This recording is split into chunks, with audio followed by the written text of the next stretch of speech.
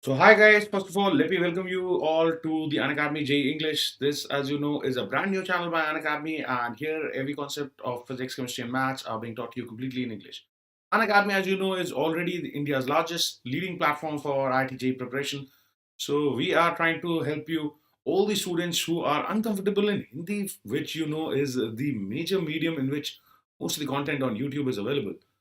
So, this is a series that I host for class 11 students, and the topic that we are discussing right now is rigid body motion. Today, this is lecture number 9 of rigid body motion, and we will be talking about analysis of general motion today. So, before we move forward with our session, let me introduce myself one more time for those of you who don't know me yet. So, my name is Rohit Dixit. I studied mechanical engineering from IIT Delhi, and I have been teaching physics for the JEE exam for almost 8 years now. And all this teaching so far had been offline. And I myself, as a student who was All India Rank 447 and All India Rank 192 in the two stages of the ITJ exam that I took. Now, I also qualified the NTC Stage 2 exam as a student, and I was in the top 1% in the NACP. So I have been where you are right now. So I have gone through that, and I have been professionally coaching students to their dream colleges and top ranks now. I've already coached many students to top ranks in the JEE exam, both mains and advanced, and let's hope I can continue doing that with you guys here online. So how can you guys make sure that your studies are going ahead uninterrupted? So you can get yourself the Unacademy subscription. See, the this kind of subscription will give you benefits like live classes where you get to interact with your educators on a regular basis. Then you also have live polls and leaderboards in these classrooms, which keep them highly interactive and fun. Further, you have test series and analysis session, which is very important, I think, for such a competitive exam as the JEE. You need to be aware of your standing in the competition, and you need to know where you need to improve. So this test series and analysis sessions will help you with all of that. And finally, the biggest benefit is that you have live doubt clearing sessions. So after every 3 teaching sessions in Unacademy courses, there of every 4 session is supposed to be a live doubt clearing session. I think that's a very important thing for all students, because I know the most horrifying part for a student while at the preparation is the doubts. So with an academic subscription, your doubts will never pile up. So some of the benefits are not written here. So let me point those out, of which I personally think where students face a lot of issues. So one, I know a lot of students in this lockdown, are trying to study online. So most of you guys try to study on YouTube, watching different videos. So there are two distinct disadvantages to that. So one is that yes, there are a lot of distractions on YouTube. So you do end up wasting a lot of time at times, right? So I'm sure must have happened with all you guys that you were planning to watch one lecture for maybe 1 hour and you ended up wasting 3 hours watching something that you did not plan to watch. But yes, YouTube works that way. So that is something which will be taken care of on this subscription, on this platform, Unacademy platform. All the content is only study related, so you cannot go and get distracted there. Second very important benefit is that when you are trying to study randomly from YouTube, so it's not very organized. You're jumping from one lecture to another. You don't know what sequence to follow, how to manage your preparation, and that makes a lot of students feel that they are lagging behind all the time because they can't uh, cope up or find a good speed. The reason for that is that you are doing it in a very unorganized way, and that is where this Unacademy subscription will help you. The Unacademy subscription will help you prepare in a much organized manner, which will ensure that your courses are getting completed in time and you are never having to, get a backlog which you have to manage with. And on top of all these benefits, Unacademy is also providing you the opportunity to study from the best educators all across India from the comfort and safety of your home. So get this subscription, make the most of this. Hello Rajesh Chandra ji, hello Mahi ji. Okay, so and when you get the subscription, you can also enroll in these courses, which are the ongoing courses on Plus by the JEE English team. So there are 3 courses for class 11th, which include one course which is an advanced course on mechanics by me, one course by Abhinav sir, one course by Rahul sir, and then you have 4 more courses for class 12 topics, which are ongoing on the JEE Plus, again conducted by the JEE English team. So enroll in these courses and make sure that you are powering ahead with your JEE preparation. So how do you get the subscription? How do you enroll in these courses? Very simple. First, you will need to install the Unacademy app. Once you have done that, you will need to go to the plus section of your app, select your goal as IIT and click on the get subscription button. Okay, so that's how easy your JEE preparation moving ahead will be. Okay, so that is it. That is all it takes to get yourselves the edge. Okay, so again, when you're redirected to the payment page, you will realize that the pricing of all these subscriptions is kept very, very, I think, competitive compared to, or very, very less compared to what you guys must be paying in offline setups. So any reputed offline coaching would charge you at least 4 times to even I've seen 10 times this fees. Okay, some institutes I have been a part of would even charge 10 times this fees. Okay, so here Unacademy is providing you the same quality education from the same top educators at a very very affordable price. Make sure that you are getting this solution and getting your preparation uh, done in an organized manner at a very very fair price. And you can also use this code RD Live. So here you would have had a box which would have said, do you have a code? There you can use this code RD Live, which will give you another 10% off in already this very, very fair pricing. And also when you click on proceed to pay, you will realize that you have no cost EMI options available for any subscription which is of 6 months and above. So that will also make sure that even for these prices, you don't feel the pinch of the payment. Because you can break this payment into any number of EMIs that you feel comfortable with. So what are you waiting for? I think just you should just go and get this subscription. Trust me, at these prices, at these opportunities, this subscription is definitely worth having. Now, let me also tell you that the next Unacademy Combat event is going to be happening live on the 6th of December. You can enroll now for the same and use the code RD Live to do it. Okay, so I'm sure you guys must have already been participating. For those of you who have missed out and want another chance to win prizes and test your understanding, so join the challenge and use the code RD Live. Okay. Next, for those of you who are following us on the JEE English channel of YouTube, can connect with us on the Telegram app using this link. So this will make sure that you're not missing out on any of the amazing sessions and lectures happening on this JEE English channel. All right, so finally, let's get started with today's topic, which is rigid body motion. And as I said, today we'll be talking about analysis of general motion. So this is typically what a general motion is. So we already talked about this, that motion of rigid bodies can be categorized into three categories, right? So if this is a rigid body, so this is translation, where the body's orientation does not change, but the body gets displaced. The second was called pure rotation, where the body had one line passing through it fixed, and the entire all the other particles were rotating about this. So this was pure rotation. Now we will move on and study the more complicated or the most complicated kind of motion that a rigid body can have. This is called a general motion. Now, general motion is something where the body is getting displaced from its position and also changing its orientation. So that is an example of general motion that you see on your screen. Now, what you must realize here is that every general motion can be seen as a sum of a translatory motion and a rotatory motion. Okay. Now, this is very very important. So here in this example, you have been shown that you can imagine that the body translated from point A to B and then rotated about point A. Okay. Now you can also see this as, you could have also seen this as translation from here to here, and then again a rotation about any point. You could have taken translation of any point. You could have even said that maybe this object translates like this. It reaches here, and then about B it rotates to this. Okay, so you can break this motion into translation of the body first and then rotation about any point on the rigid body. So that is going to be our idea for analyzing this motion. Okay. So let's get started with the discussion. As I said, in general motion, a rigid body moves linearly also and keeps on changing its orientation. Now, this motion is seen as a combination of pure translation and a pure rotation. Now, in this case, the axis of rotation is not fixed. So that is the difference from pure rotation. So here, the axis of rotation is also traveling. So you can imagine that. Now, generally, the motion is broken into two parts for analysis purposes. So translation of any one point and pure rotation of the body about this point. That is how you can see the general motion happening. As I told you, so in this example, you have been told that imagine that the rod translated like this, okay, to this position, So from here, it goes to here. So from this position, it goes to this. And then you can imagine that the body rotated like this.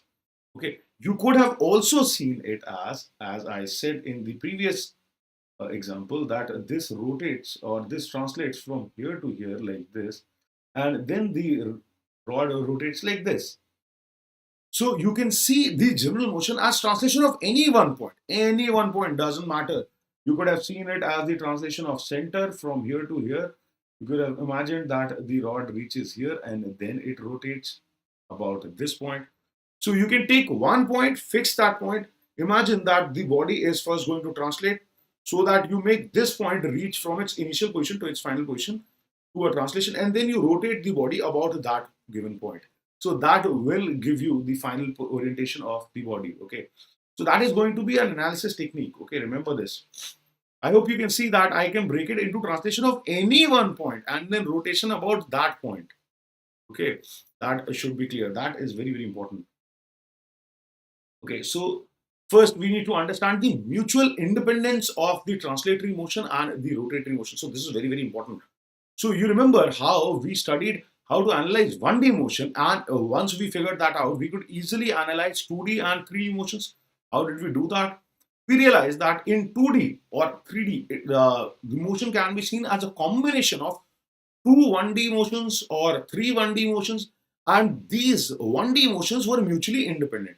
What do I mean by saying mutually independent? What I mean is that the motion in any one direction does not influence what is happening in the other direction. So when analyzing the motion, say along the x-axis, you can forget everything that is happening along the y-axis or the z-axis. Similarly, when you are analyzing the motion along y-axis, you could have forgotten about everything that was happening in the x and z direction. So that is the importance of mutually independent motions. When two motions are mutually independent and a certain motion is seen as a combination of these two, then for analysis purposes, while analyzing one motion, you can completely forget about the other motion. So that is going to be our technique here. As I said, we will see the general motion as a combination of rotatory motion, pure rotation, and pure translation. I will imagine that there was pure translation happening first and then pure rotation happening, right?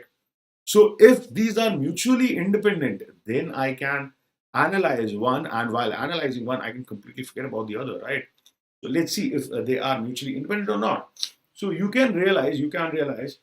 So imagine a case where you had a rod and you applied two forces on it.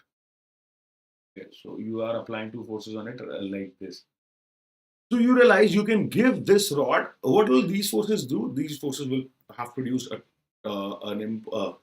couple, and that would have rotated the rod without translating it.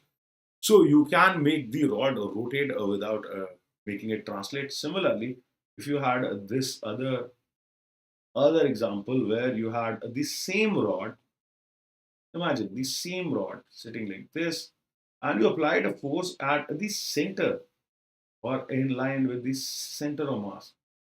So here, what you would have seen was that this rod would have translated without rotating. So let me show you the example. So if I apply a force here at the center of mass, so you will realize that this pen will simply translate, it does not rotate. And if I apply forces on these ends, then you see that this can perform pure rotation. So the very fact that I can establish pure rotation and pure translation without having to establish another one implies that these two motions are mutually independent. Okay, so please remember this, that since these motions are mutually independent, they can be analyzed independently. Okay, so that is going to be the trick that we are going to use for analysis of such a complex motion.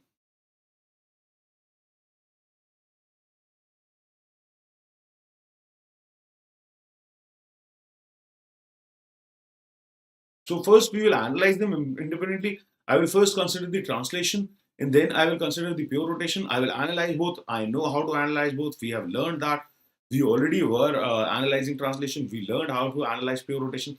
So once we analyze them independently, they can be analyzed independently. Then you know everything the results, all the results can be obtained by superposition of these. So if I add every result that I'm getting individually, vectorially, I will get the final result for the general motion, right? So all the final results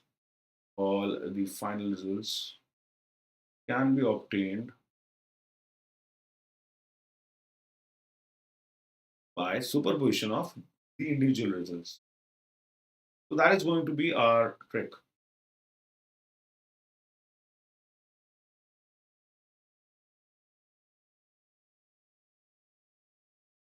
Okay. So if you follow this, then trust me, you should be all set. So this is try to follow the logic. What we are trying to do. We are trying to say that every general motion can be seen as sum of a pure translation and a pure rotation. And then I'm saying that these two motions are mutually independent from each other. So if they are mutually independent from each other, while analyzing one motion, I can completely forget about the other motion. So I will analyze the general motion into two parts. First, I will analyze the translation of a rigid body and I will follow a certain point on the rigid body. Then I will analyze the pure rotation of the rigid body about that given point. Okay. Now, so this is how we go ahead with the analysis. So in general motion, as I said, it can be seen as a sum of pure translatory motion and pure rotatory. These motions are mutually independent. We've already covered all these. So we can analyze the translatory motion of any one point of the rigid body, then the motion of the rigid body in the reference frame of this point.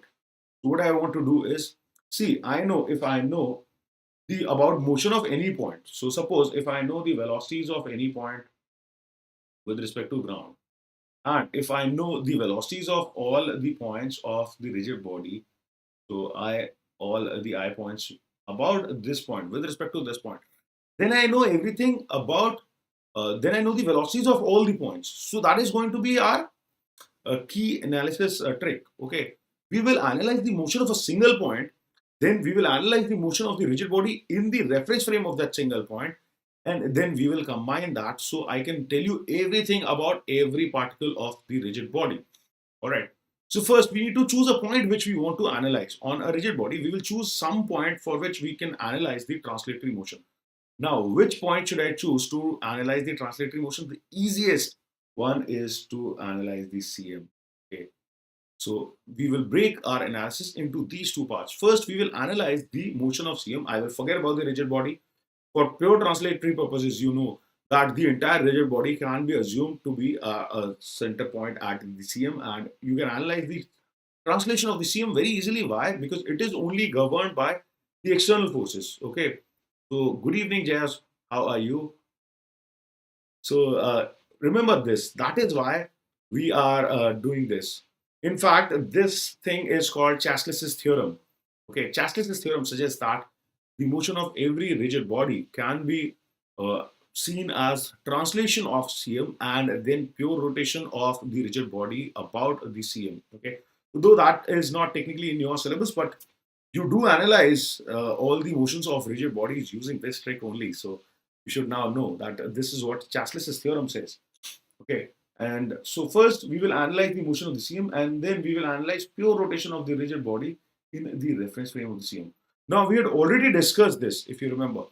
Whenever you go in the reference frame of any point on the rigid body, what motion can possibly the rigid body perform?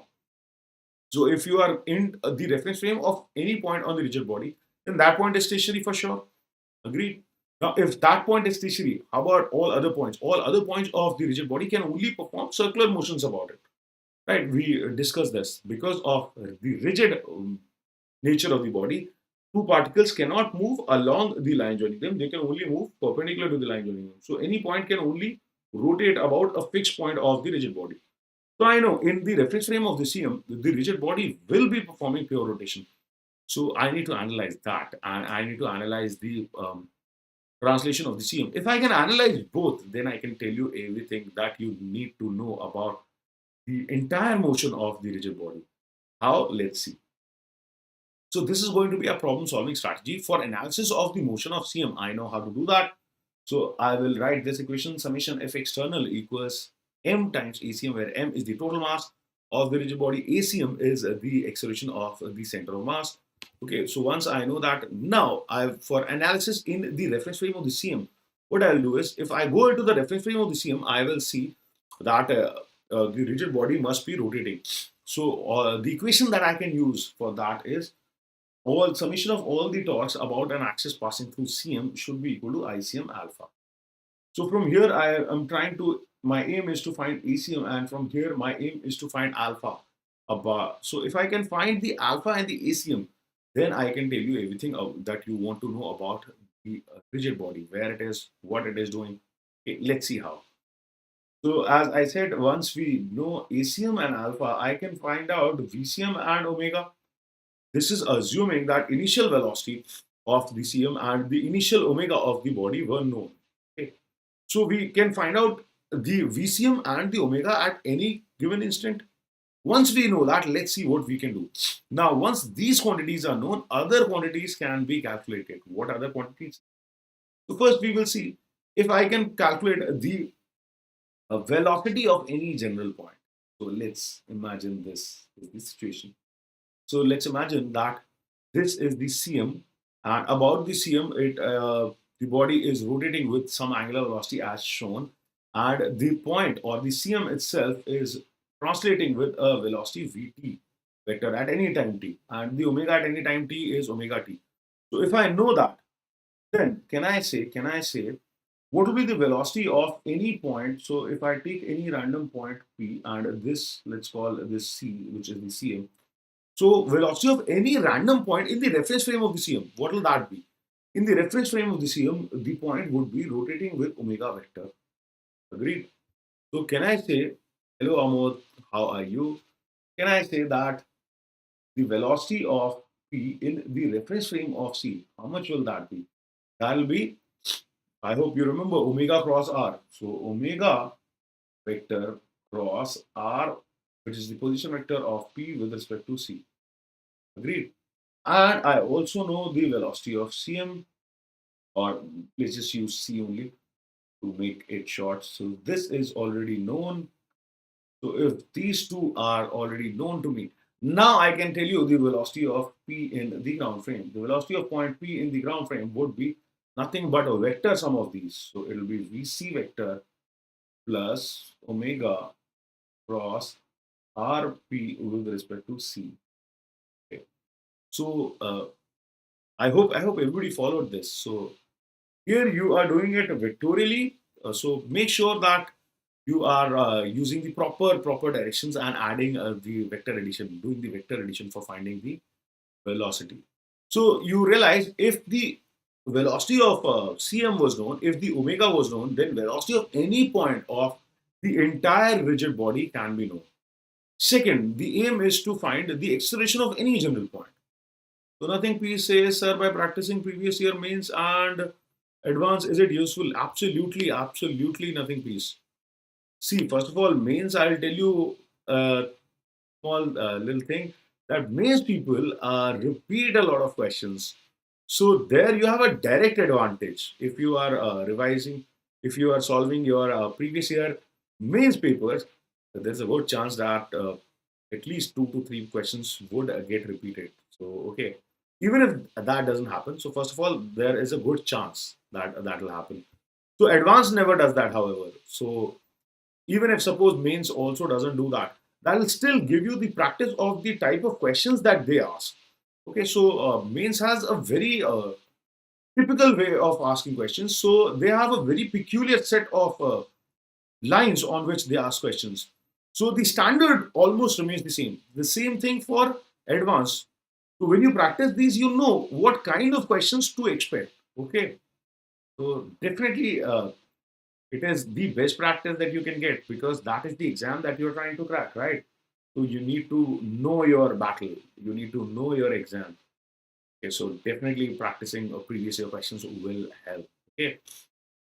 Next, as I was saying, how about the acceleration of any general point? So if I wanted to find the acceleration of the point P, so I already know the acceleration of the CM, which is ACM, which I calculated in the last page from these equations. Okay, and I also calculated alpha. Now, what will be the acceleration of point P with respect to CM? So in the reference frame of the CM, the particle P is moving in a circle where it has a tangential acceleration of angular acceleration of alpha. So it will have a tangential acceleration, and it also must have a centripetal acceleration. Agree? Because it is moving in a circle, so it will have two accelerations in the reference frame of the CM. So can I say that the acceleration of point P with respect to CM would have two components, which will be alpha cross R of P with respect to C. So that will give you the tangential acceleration of P in the reference frame of CM. Plus you will have omega cross V. Okay, what a V? So I hope you remember that it was omega cross V of P with respect to CM. Okay, so that was the centripetal acceleration, which also can be written as, okay. So let's write it in a simpler manner, which you know better. So I can also write this as centripetal acceleration would be directed towards the CM, and its magnitude would be minus omega square r. So I can write it like this. Okay, I hope you realize that I can write the centripetal acceleration like this. It will be directed inwards of the radius vector of P with respect to C, and its magnitude was supposed to be omega square r. So this is how I can write the centripetal acceleration. Okay.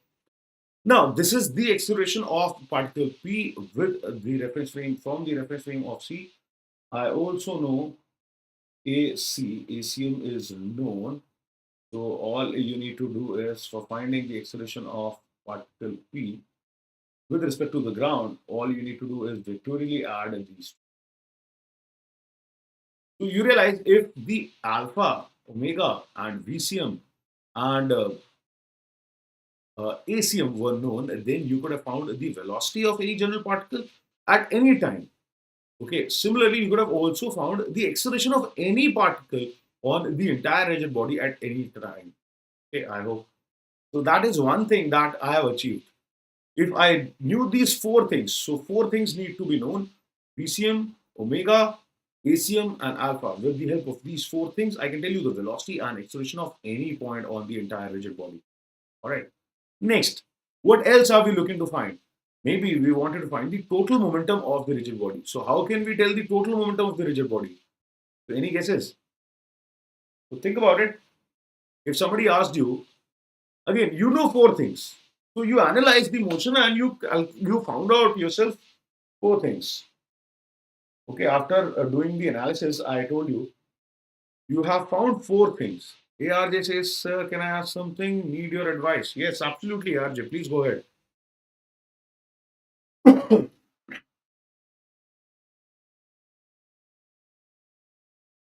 Now, here you need to remember that total momentum of any system of particles was equal to the momentum of the stem.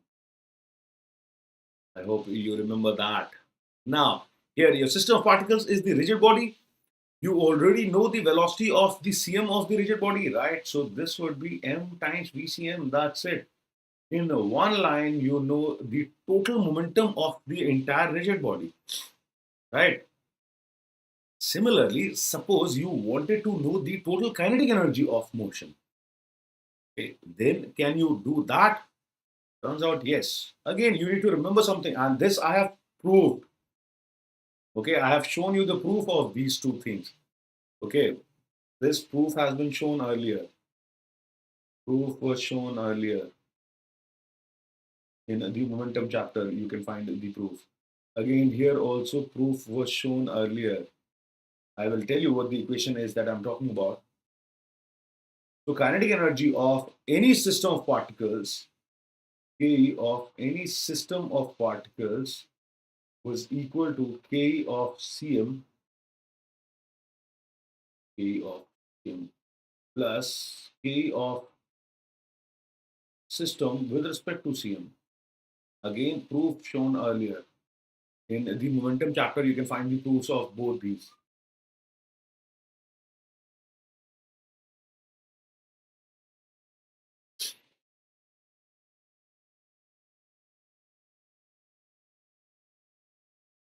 Okay, All right, I think we have got this fixed.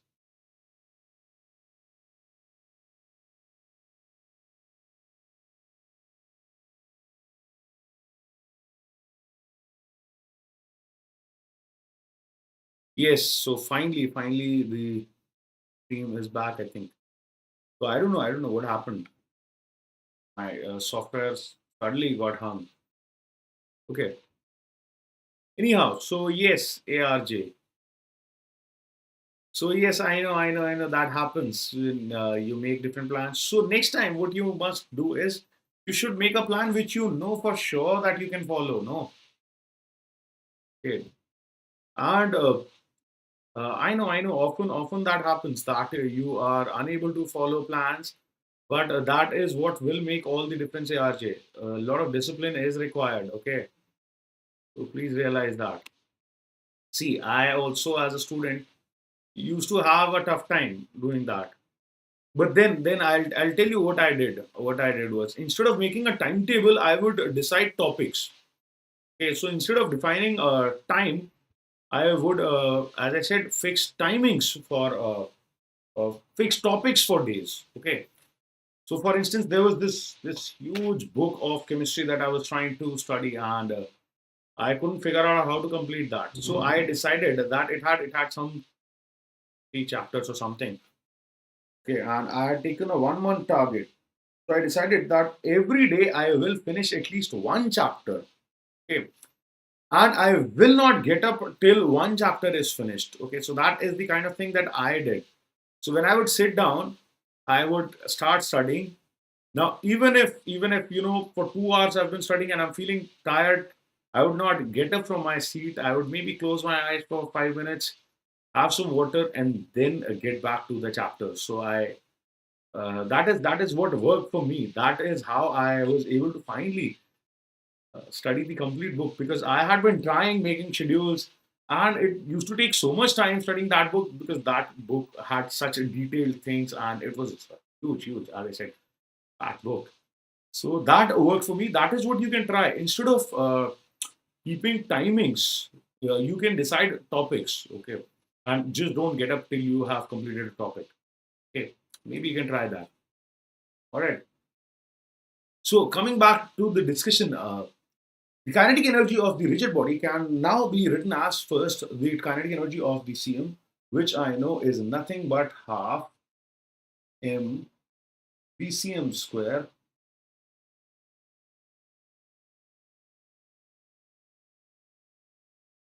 Okay, and the kinetic energy in the reference frame of the CM. So as I said, in the reference frame of the CM, the rigid body would be performing pure rotation, and for pure rotation, I already know the energy. How much will that be? Half ICM mega square. So this is the total kinetic energy of a rigid body performing general motion. Okay, this is usually broken into two parts, and this part is called the translatory key of the body,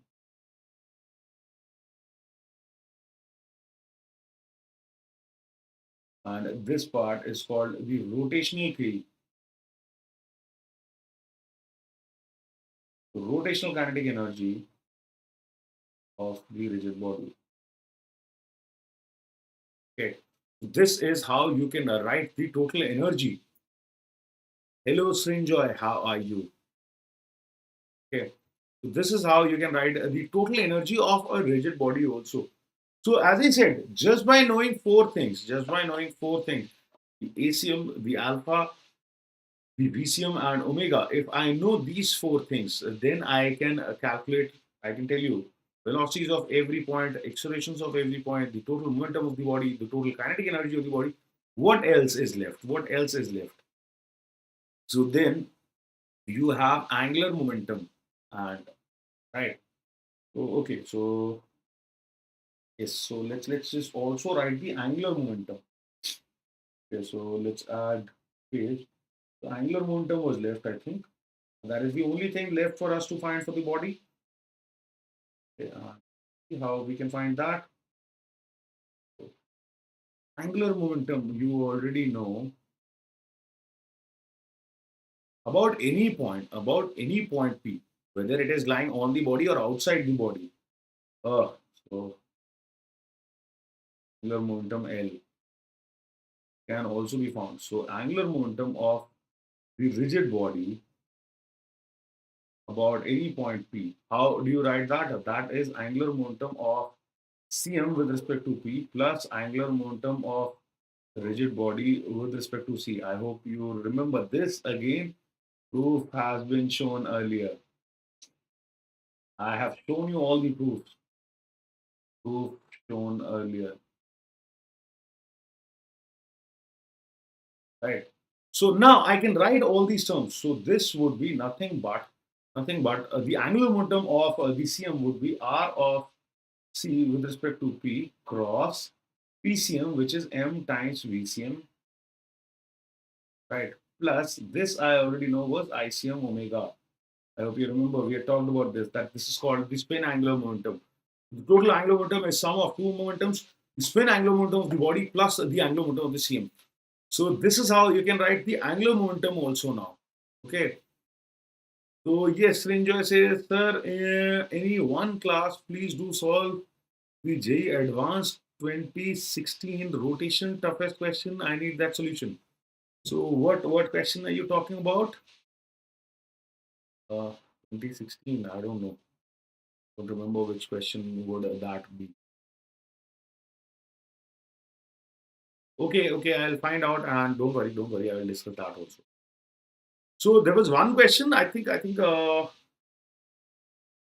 you talking about the discs one?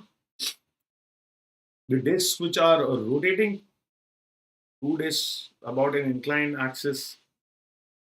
So technically, that question is out of your syllabus. I don't know why IIT asked that. IIT shouldn't have asked that. I will still discuss that, and I will tell you why it is out of your syllabus. Okay, because if you realize the syllabus, then the syllabus has only single omega systems. In that question, the object has multiple omegas. So multiple omega systems are not in your syllabus. Okay, so don't worry. I'll still discuss that, and I will still show you the solution. Okay, I will not show you the entire solution, but I'll tell you why you shouldn't have, or I shouldn't have asked it. Okay. All right, moving forward with our discussion, let's also talk about the angular impulse and angular momentums. So, you guys know the angular impulse, angular momentum theorem. So, angular impulse of any torque is in a given time is defined as integral tau d theta. So, this is just like your linear impulse. Linear impulse is integral of f dt. So, similarly, your angular impulses are defined as integral of tau dt. So, usually okay, so usually let's say we use the symbol J for this, and let's use I for this. Let's change the symbols slightly. So angular impulse can also be seen as the moment of linear impulse. How am I saying that? So you know that angular impulse would be integral of tau dt, correct, from t1 to t2. So I can say that angular impulse is r cross f dt. Now, assuming R to be constant, I can say that this is nothing but R cross integral of f dt. Okay. So for an impulsive duration, for the duration of an impulse, usually the R can be treated as constant. Okay, so that is how you are getting this, that angular impulse would be R cross J, which is where J is the linear impulse. Okay. Now, I should also know that once I know that, I will also have angular impulse, angular momentum theorem. Okay. So, angular impulse I must be equal to delta L, and that will be angular impulse, angular momentum theorem.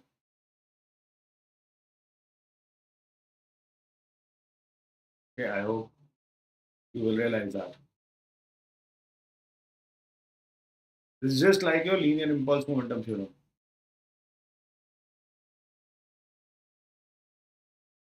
So this is also something that I can use for analysis apart from my earlier methods. Earlier method was were finding summation f to find the ACM and summation tau to find the alpha. So what did we need from both of those? Eventually, we wanted to find out VCM and omega, right? So another way of finding those is using angular impulse and angular momentum theorem. Let's see an example of that. So this is a very tricky example of the rigid body motion. So here you've been told a plank of length 2L and mass capital M lies on a frictionless table. A ball of mass small m and speed v naught strikes its end as shown. Now find the final velocity of the ball, Vf, assuming that the mechanical energy is conserved in this collision and that Vf is along the original line of motion. Also find the speeds of ends A and B of the rod after the collision. Okay, so how do you go about this? How do you solve this? This suddenly seems like a very tough problem, right? So please note what is happening. So imagine the situation. The plank has a length 2L and mass m, and it is just lying on a frictionless table. It is just lying on this table, and a ball comes and hits. So how will it move? So, okay, I don't know if you can see this. This is white. So let's try something else maybe. Yeah, one is always nice for demonstrating collisions, right? So here, imagine this is just lying like this. Okay, maybe on this side. Yes, this is just lying like this, and something comes and hits this. So you realize how it moves. How does it move? It is not only moving forward; it is also rotating. So it is performing a general motion. So that is what has been asked of me. If a ball hits this, I have been asked to find the velocities of this end A and that end B, along with the final velocity of the ball itself. So how do you think you will approach this? Why do you guys want to give it a try? How should we approach this? So think about it. Think about it. Again, the aim of the analysis is going to be to find the VCM and omega always. That is going to be our aim all the time. So how do I do that? Think about it.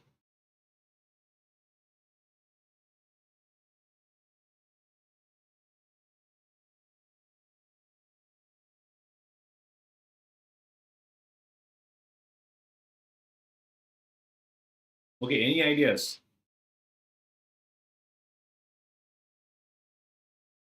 So let me give you 1 minute to think, or at least just try and tell me an approach. Try and tell me how you would have approached this. How you would have even thought of doing this. Okay,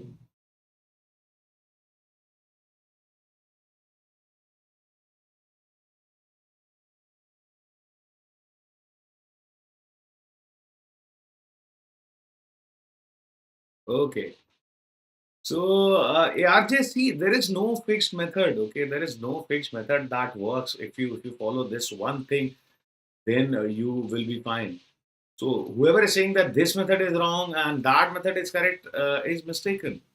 I personally believe, see, everybody has their own process, right? So, everybody has their own process. So, different things work for different people. You cannot say that this method is wrong. Okay, I will tell you something. It's very strange. So, I'll tell you, there was this friend of mine who was actually my junior in IIT, who also teaches physics now. And he once we were having a discussion, he told me that he never used the concept of pseudo force as a student. He somehow could not understand what pseudo forces were as a student. So he would solve every problem from ground frame only and never use pseudo force. And you know his All India rank? He was All India rank 185 in the advance. Okay. So don't let anybody tell you that this is wrong, this is right. There is no one way of doing anything. So everybody has their own things. One thing may suit you. Do what suits you. Okay. All right. I don't know. Why would you listen to people who are telling you, okay, this is the right method and this is the wrong method? If there had been some fixed method, of preparing and cracking JEE. So I think everybody would be doing that only, right? And everybody would be cracking JEE then. Okay? All those things are general rules. Okay, generally that works, but not necessary. No, that it'll work for everyone. Yes, so don't worry about it. Don't worry about it. Do what suits you.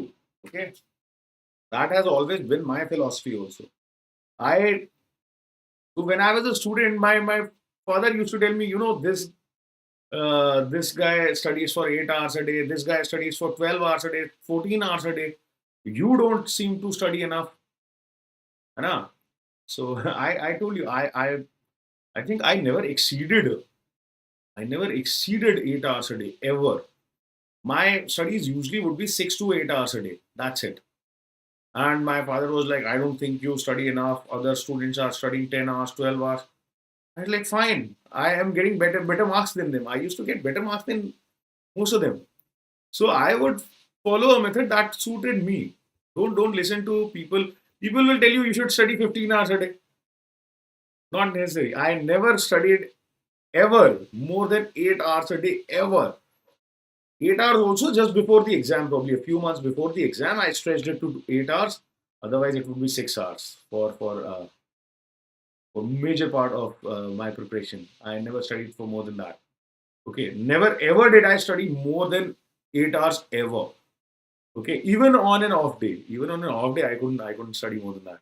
So don't listen to people. People will tell you everything. You follow what suits you. Okay, figure it out for yourself. Again, so any ideas about how to approach this problem? Okay, I don't see much response about that. Well, let's see how you would have gone about this. Let's think about this. So I know that the collision is happening. So during the collision, if I take these two in systems, I know how to analyze collisions. How do we analyze collisions?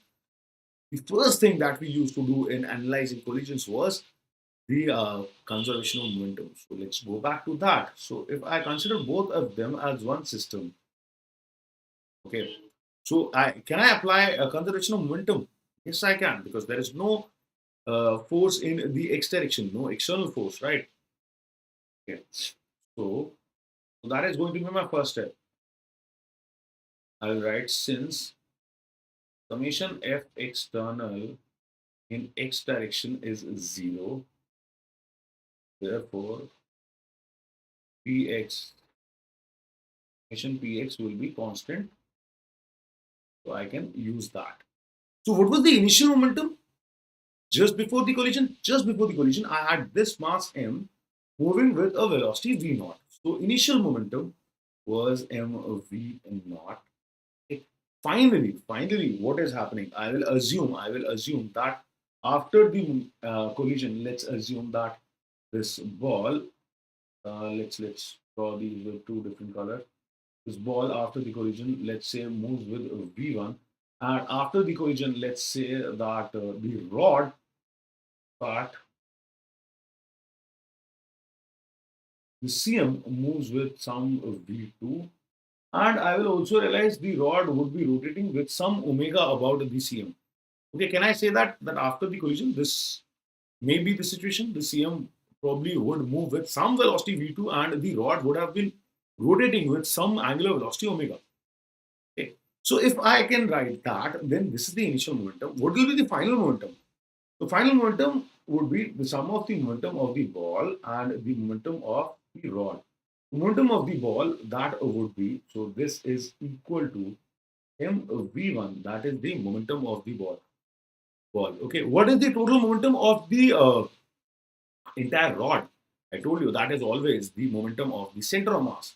So if this had a mass m, so the momentum of center of mass will be equal to this, and this would be the momentum of the entire rod.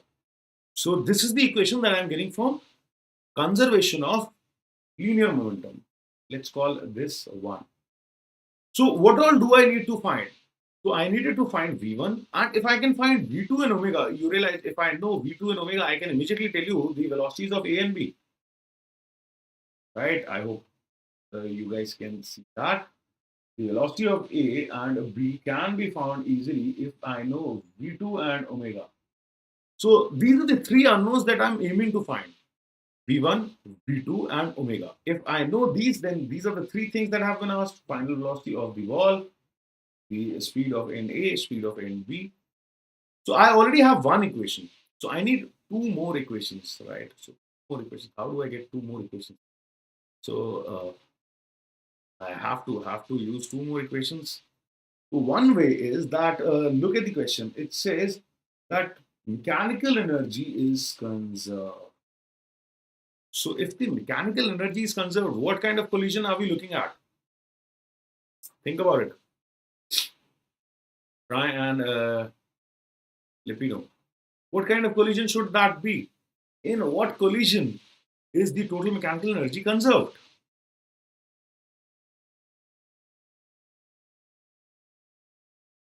Okay, elastic. Okay. So second thing that I can write is the coefficient of restitution equation. Okay. So that is where I will get my second equation. Remember, in collisions, we used to do this all the time. We used to write the momentum conservation equation and E equation, right? So I can say since total mechanical energy is conserved,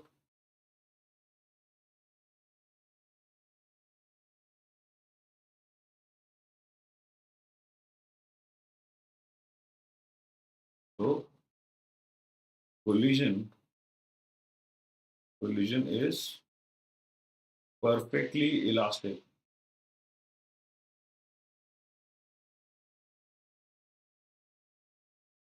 Therefore, E equals 1. Okay, therefore, E equals 1. And hence, can I say that? And hence, velocity of approach is equal to velocity of separation.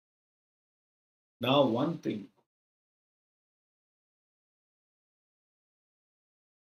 Okay. So, sorry about that. By mistake, I activated CV. All right. So the point is now here you need to remember one thing when I talk about velocity of approach and velocity of separation, that those are calculated for the points of impact, or the points at which the impulse is getting exchanged. Okay, so that if you did not know, you should know now. Let's write that both velocity of approach and separation are calculated for. So I will write here and then I will note velocity of separation and velocity of approach are both calculated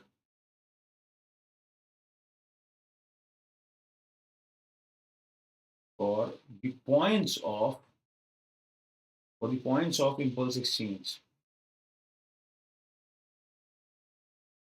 So it is calculated for the points where the impulse exchange is happening.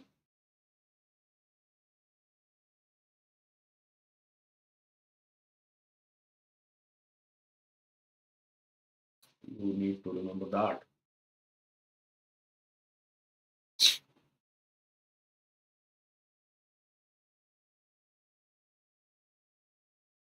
In case you did not know, if you knew this, well and good. If you did not know this, now you should remember this. Okay. And whenever you talk about velocity of separation and velocity of approach, you only calculate these for the points at which the impulse is getting exchanged. Now, what are the points where the impulses are getting exchanged? So you will realize that I will have to calculate this for these 2 points, the ball and point A. Okay. So what is the velocity of approach for the ball and point A? The velocity of approach, of course, is V naught. And what is the velocity of separation? Velocity of separation is velocity of A minus V1. Agreed. So this is my second equation. I'm getting also what will be the velocity of A. So I already realized that velocity of A can be calculated as velocity of C plus a velocity of A with respect to C. Okay, remember this. We have discussed this. If I go into the reference frame of the CM, if I go into the reference frame of the CM, then this is stationary and this rod is rotating with omega. So can I say velocity of A with respect to the CM? This would be omega L by 2. Great. So this is what this is. So I can say that velocity of A with respect to CM. Okay, so I'm only going to write the magnitude because direction I already know is omega L over 2, where L, okay, so L, the length was 2L. In fact, since the length was 2L, it will be omega L only.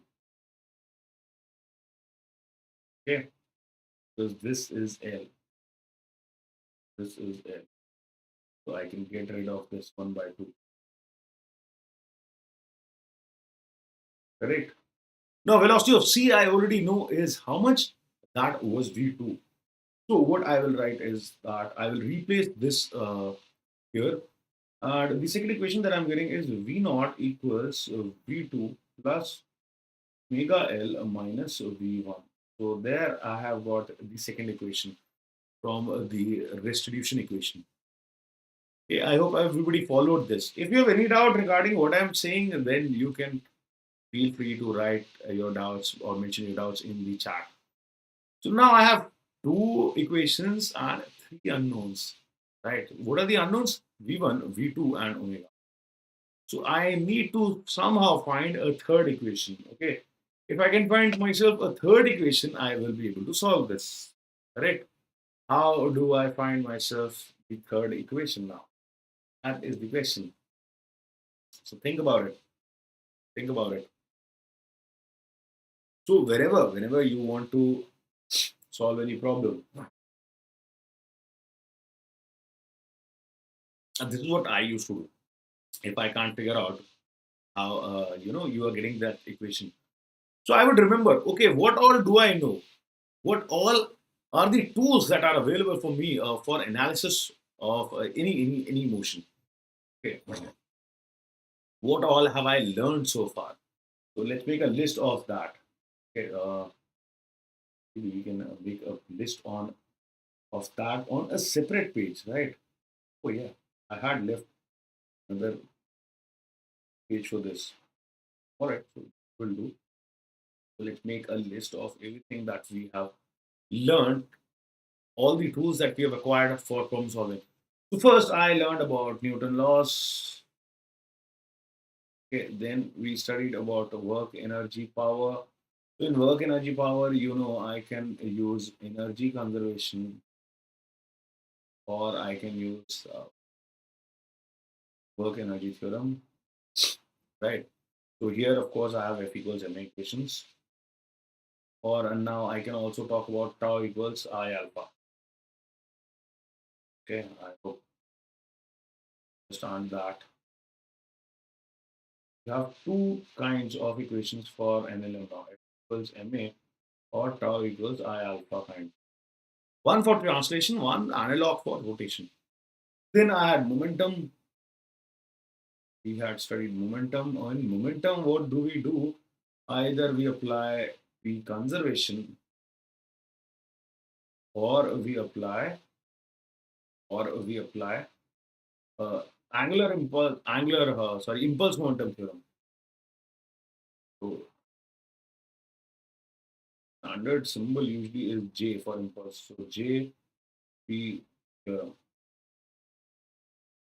Okay. Then I studied about angular momentum.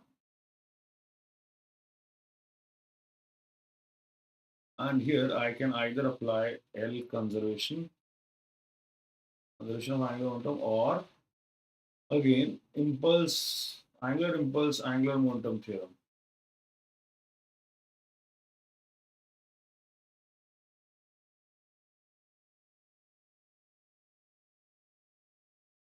Right. So whenever in a doubt, make a list. Look at what you can use. So can you use F equals ma equations here? No, you can't. Oh, okay.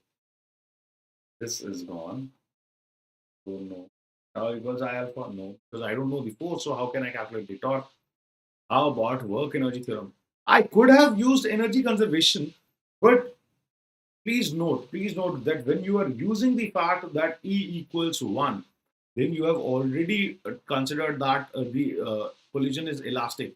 So energy conservation will not give you a new equation. Okay, you have already taken this equation. So energy conservation would have given you a similar equation. So energy conservation is not giving me a new equation. Please remember that.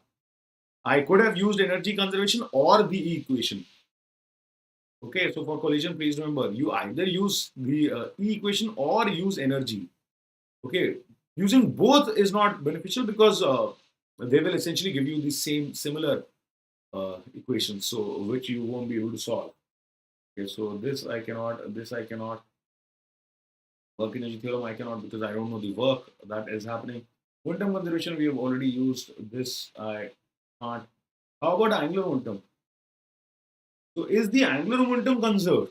That is what I need to look next. So again, if I take both of them, the ball and the rod as one system, is there any external torque about any point? So I need a point also, no, for about which I need to apply the angular momentum conservation. So what is the kind of point that I can choose? I first of all I should be choosing inertial points. Okay, so I told you when you apply angular momentum conservation, you try to stick to inertial reference points. Okay, why? Because then you don't have to worry about pseudo forces and pseudo torques. Okay, so let's talk about a random point that I'm picking up. So I am picking up a point which lies along this line only. The reason for that is it will make my calculation slightly easier. So avoid point P, which is a point on the ground. Is there any external torque acting on my system of the ball plus rod? No. So I will conclude that the total angular momentum of the ball plus the rod system about point P will remain conserved. That is where I will get my third equation by applying angular momentum conservation. Okay. So let's write that. I can say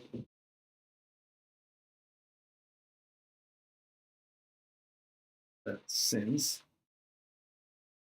there is no external torque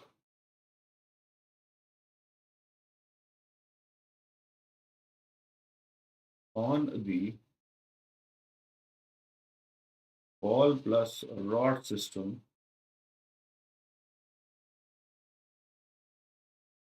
about point P, therefore the angular momentum of the system about P will remain conserved. Okay, that I'll write here. Therefore, L of system about P will be constant. Correct? Now, all I need to do is write myself the initial angular momentum. So, what is the initial angular momentum? So, initially, I have a ball which is moving in the straight line as that of P. Okay, so the angular momentum of the ball, as seen from P, is 0. And since the rod was initially at rest, so can I say that the net angular momentum of my system is 0? So, L initial of system, okay, is 0. Right? This slightly differently. So let's say L of system with respect to P initially is 0. How about the final angular momentum? Let's try and see that. So where was my point P? My point P was lying here. Here is my point P.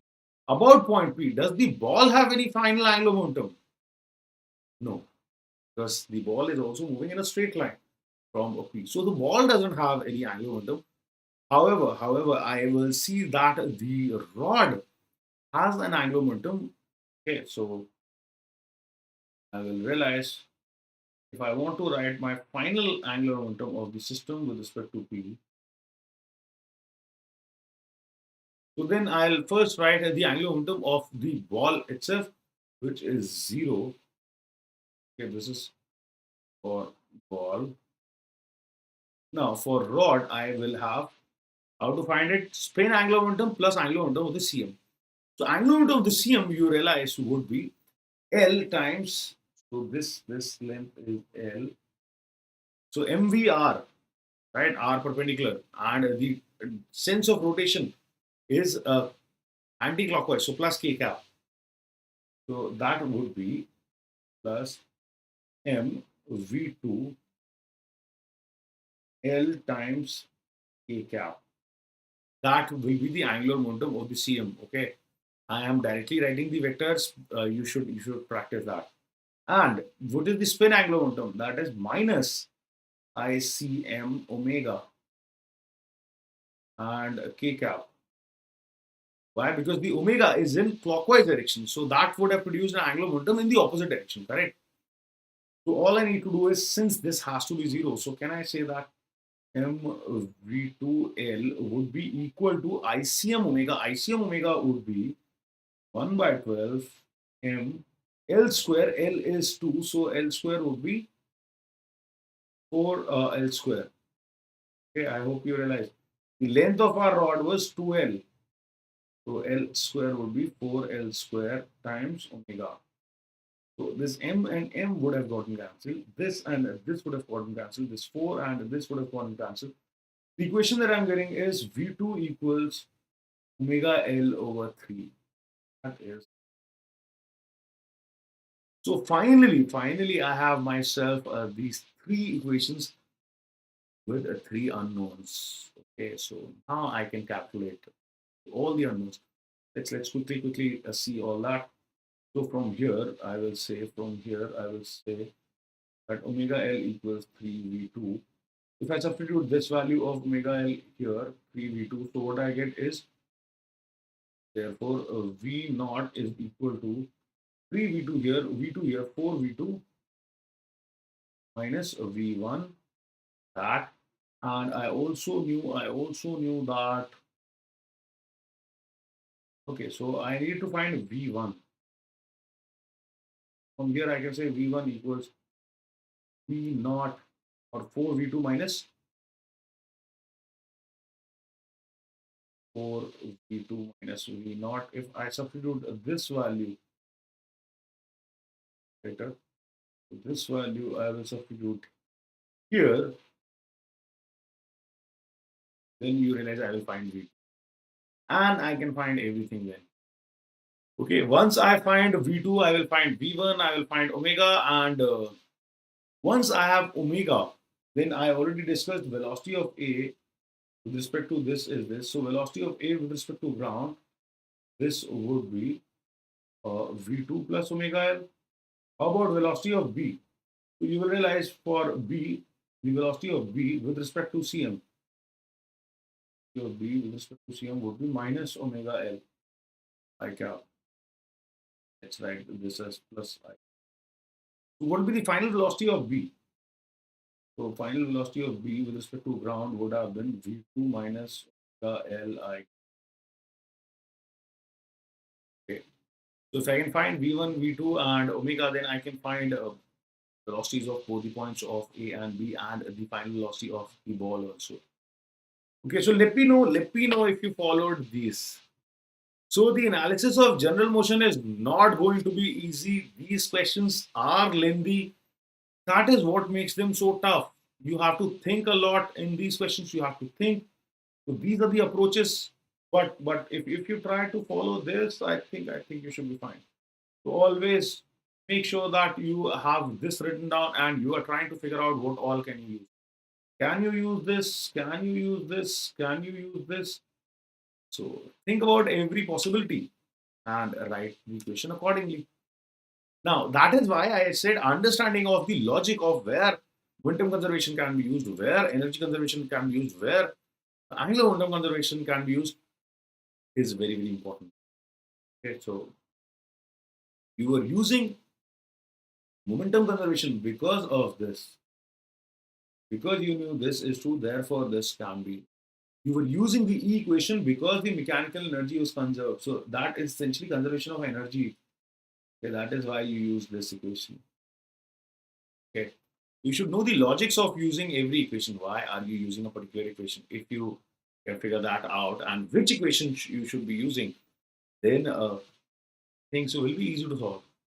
So at the end of the day, you just have to solve three equations. But the entire trick is identifying how to get those three equations and getting them correctly, of course. Okay, so again, I hope you followed this. Now I'm not going to show the entire solution. You can figure it out.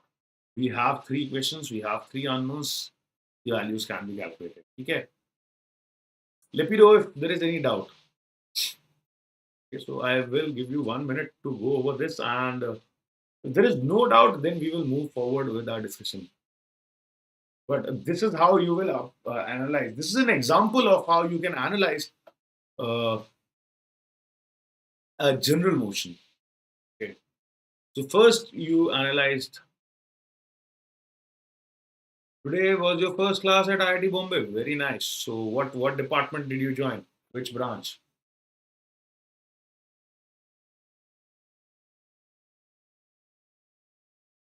Yeah, IIT Bombay classes have already started.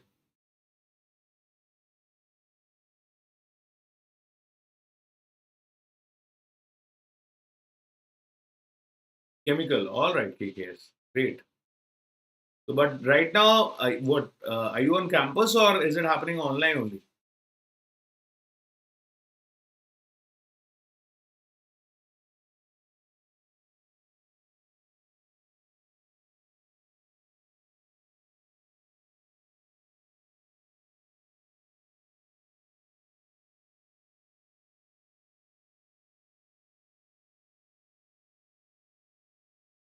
Okay, okay. Great. So you are, trust me, still missing out on a lot of fun. Okay. So trust me, the life at campuses is going to be much more of fun. Yeah. So don't worry. Don't worry. In fact, I was thinking of making a video once of life in IIT. Maybe I will do that. Okay. Hmm.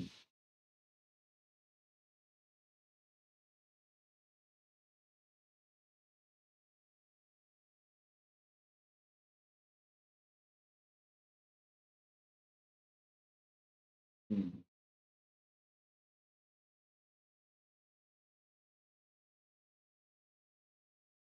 All right. So congratulations and good luck. Okay. All right. So moving forward with our discussion. So does anyone have any doubts about everything that we have discussed so far?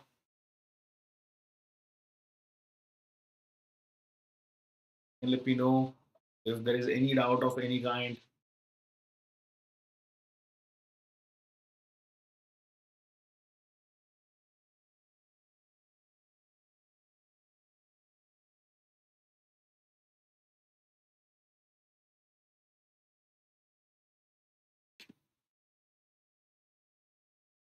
Okay. So I'm guessing everybody followed it, which is good if you did. So next is a special case of general motion that we will analyze. That is pure rolling. Okay. So okay. Before analyzing pure rolling, we first need to understand what pure rolling is. So, pure rolling is a special case of general motion. So, in our analysis of general motion, we only focus on motions of objects like rings, cylinders. So, mostly you will be focusing on these kind of shapes. Okay, that is what you focus on. Those are the shapes which are in your JEE syllabus, right? So in these kind of things, all of them, the cross section would look like this. Okay, the cross section. If you looked at these objects from side, they would all appear as these circles, right?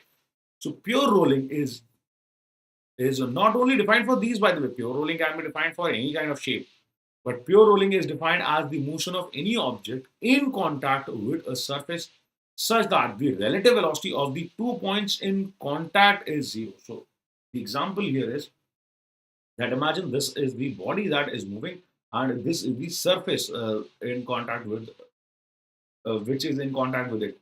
Now the relative velocity of the 2 points in contact. So what are the 2 points in contact? So one is the point on the body. Okay, so is this, and one is the point of the surface that it is touching this. So if these 2 points do not have any relative velocity at any instant, which means they're not slipping with respect to each other, then such a motion is called pure rolling. Okay. Not necessarily limited to these circular objects. Okay, you could have had any kind of surface, and this is how pure rolling would have been defined.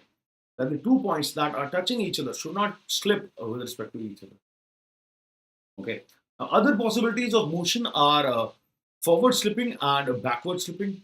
Okay, so let's try and talk about that first. So let's try and understand these possibilities. So imagine this is the case.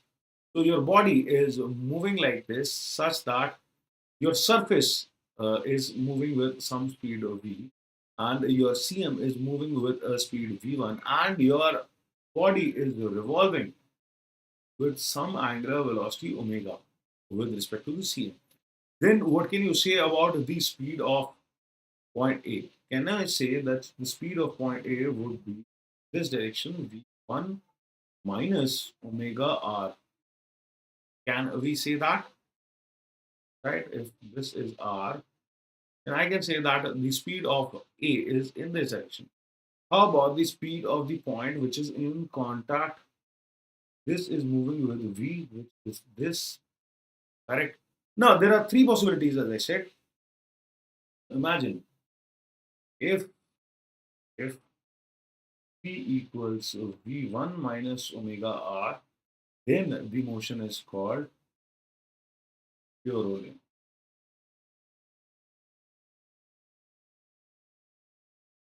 Okay,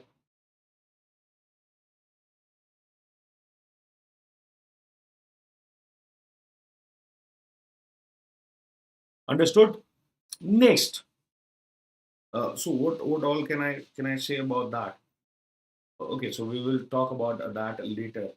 Similarly, if v equals, or if v is greater than, suppose the velocity of A is greater than the velocity of the surface.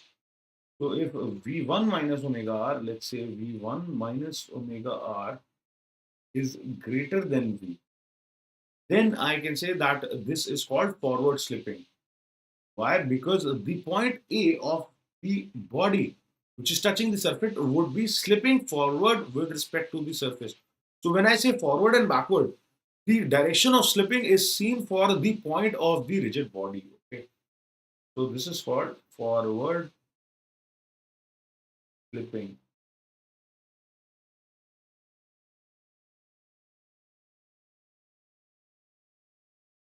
Okay, the moment forward slipping is happening, if there is friction, then the friction will act in the backward direction on the rigid body, and on the plank it would act on the forward direction. So that is to be clear. Similarly, if v minus omega r is less than v, so you realize the point A is not moving backward, is not moving forward very fast, and the this plank is moving faster. Then this is called backward slipping.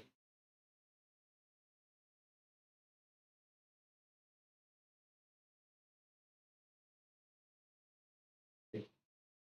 Maybe I can show you examples of these. So if you could, yeah, I have got myself a nice sanitizer bottle here. So imagine what is pure rolling. Pure rolling is if this is happening. So there is no slipping at the point of contact. Okay, this is pure rolling. Now, what is forward slipping? If imagine this is rotating, but moving forward with a higher speed. Okay, so if it is moving, it is rotating slowly like this, but moving forward with a very high speed. So then I can say that the bottommost point is going on slipping with respect to the surface. This is forward slipping. How about backward slipping? So backward slipping, imagine this. It is rotating very fast, but moving forward very slow. Then this point is going on slipping backwards with respect to my hand. That is called backward slipping. Okay. So these are the three possibilities of motion that can happen when such a body is moving in contact with a surface. Okay. Then this surface is also moving. So it can either perform pure rolling or move with forward slipping or move with backward slipping. Okay. Now, if this is zero or the body is moving in contact with ground, so ground is stationary. So if V equals zero or body moves in contact with the ground,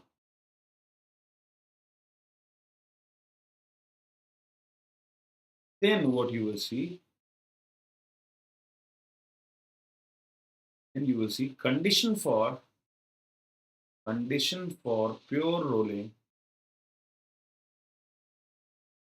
for part one, pure rolling. What will be that condition?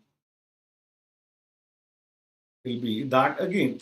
All you need to do is put the V0 here. If you put this V0 here, then you will realize that V1 is equal to omega R, which is the equation that you will remember most of the time and use most of the time. Okay. So for pure rolling, the condition is that V equals omega R for forward slipping. For forward slipping, you will realize that the condition would have become V1 greater than omega R, and for backward slipping, you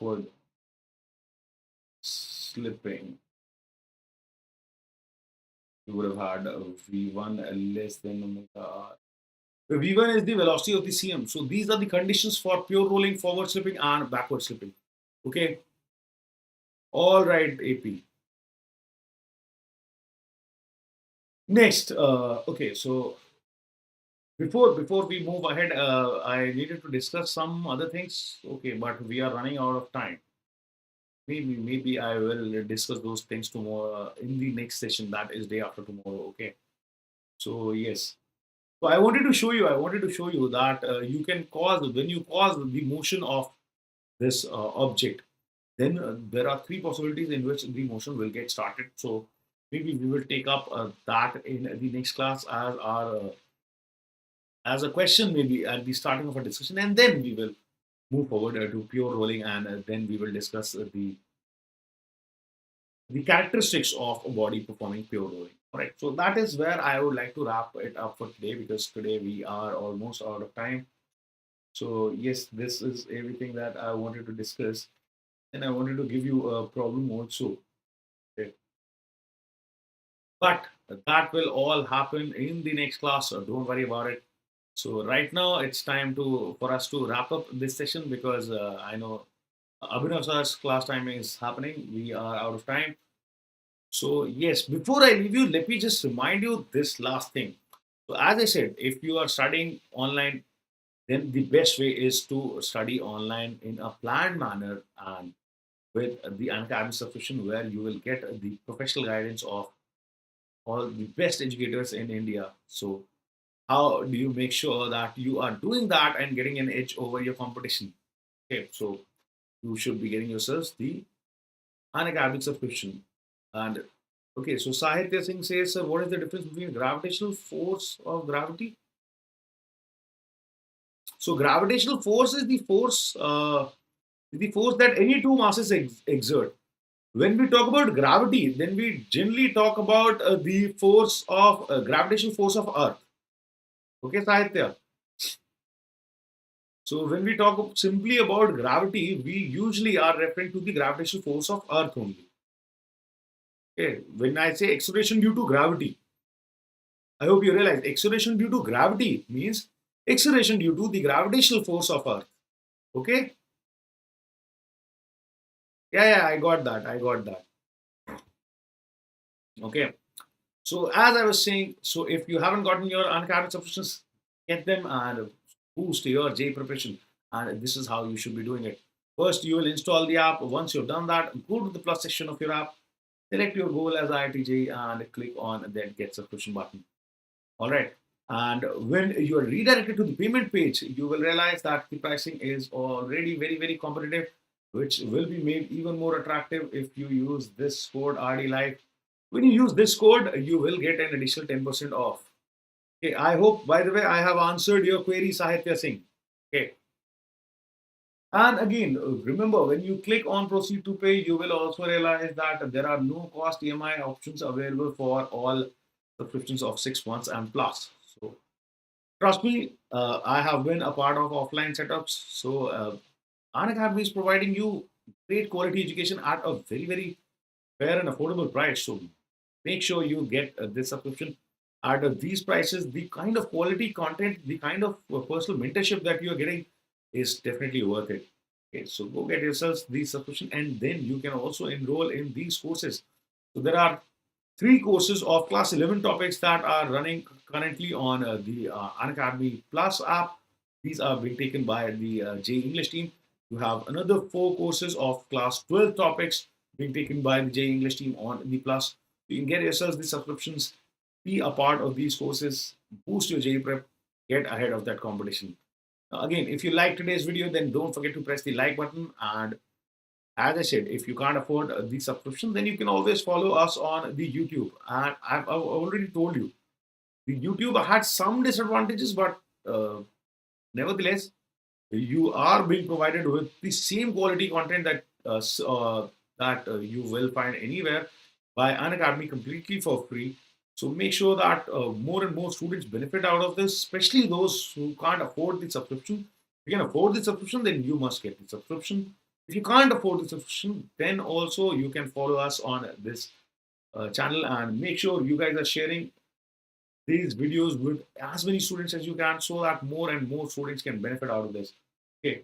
Don't forget to press the bell icon to receive notifications of all the sessions happening here.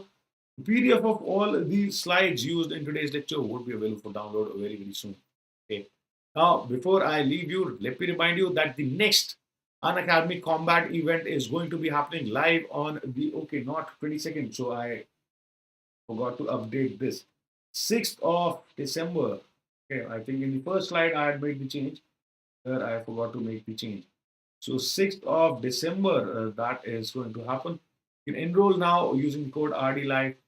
Do well and you can win good prizes. Okay. All right, Sahitya, no worries. Again, for students following us on the JEE English channel of YouTube, should be connecting with us on the Telegram app using this link. So here you will receive all the notifications of all the lectures and amazing sessions that are happening on the JEE English channel. As a lot of students complain that even after they subscribe to the Unacademy channel, sometimes YouTube fails them to send notifications. So if that is the case, you should also join the Telegram app so that you're not missing out on those notifications. Okay. And finally, before leaving you, let me remind you one last time that RD Live, this is my code. So if you like my lectures, if you'd like to enroll in my courses on Plus, if you'd like me to be your mentor for your JEE preparation, then you can use this code, get yourself the Unacademy subscription and enroll in my courses. This code will also give you a 10% off on your Unacademy subscriptions. All right, so with that, I will wrap up today's session, and we will carry forward this discussion of rigid body of general motion analysis and pure rolling in the next class. So I'll see you next on Wednesday. Till then, you guys take care and keep studying hard.